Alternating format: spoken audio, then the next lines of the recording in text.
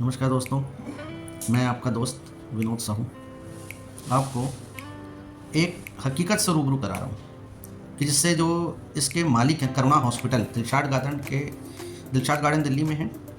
और इस इलाके में करुणा नाम का एक हॉस्पिटल है, करुणा हॉस्पिटल। तो होता क्या है कि पिछले 1-1.5 महीने पहले हमने कुछ टेस्ट कराए। टेस्ट कराने के बाद ये निकल कर आया कि गॉल ब्लैडर में पथरी है, स्टोन्स हैं, जिसका ऑपरेशन होना है। अब जो ऑपरेशन होना है वो टेस्ट में क्लियर हो गया। फिर हमने कहा ठीक है करा लेते हैं, लेकिन कुछ वजह से हम डिले कर गए। हमने कहा चलो बाद में करेंगे। और फिर मैंने सारे अप्रूवल्स अपने मेडिकल वगैरह के लिए लिए और उसके बाद मुझे डॉक्टर से डेट पता करनी थी कि किस डेट को डॉक्टर अवेलेबल होंगे जो ऑपरेट करेंगे।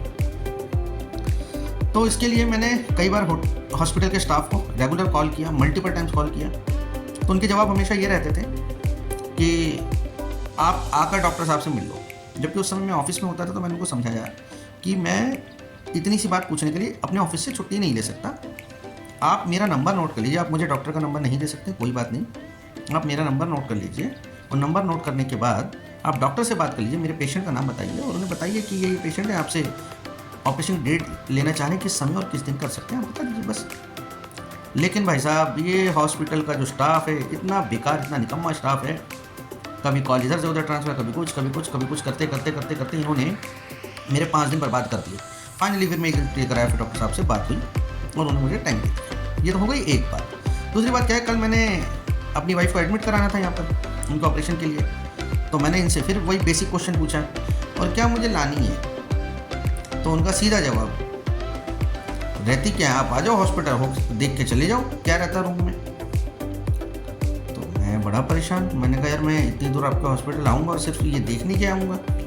मैंने कहा आप मुझे बता दो, पानी का जग होता है नहीं होता? उन्होंने कहा नहीं होता। मैंने कहा पानी का गिलास होता है नहीं होता? कहते नहीं होता, आप अपनी बोतल ले आओ। मैंने कहा अच्छा, मैं अगर अवेलेबल नहीं हूँ, पेशेंट को पानी पीना है, अटेंडेंट नहीं है बाई चांस, तो कैसे पीने पड़ेगा? तो कहते हैं आप देखो, हमें तो नहीं पता। मतलब कुल मिला के एक बेसिक चीज़, बेसिक क्या, पानी का जग और गिलास वो नहीं है। टॉयलेटरीज में टॉवल नहीं है।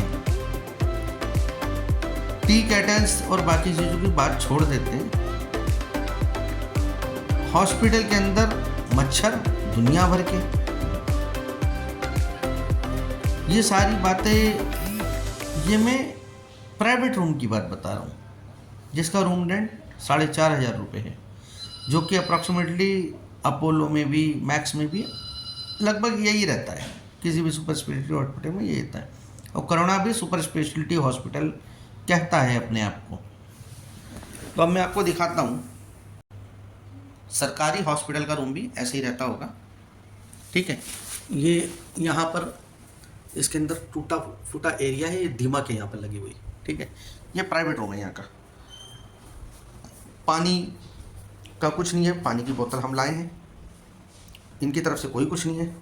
एक ये ओपन डस्टबिन, जनरली ढक्कन वाला डस्टबिन होता है, ये ओपन डस्टबिन है। इस तरह की हालत है,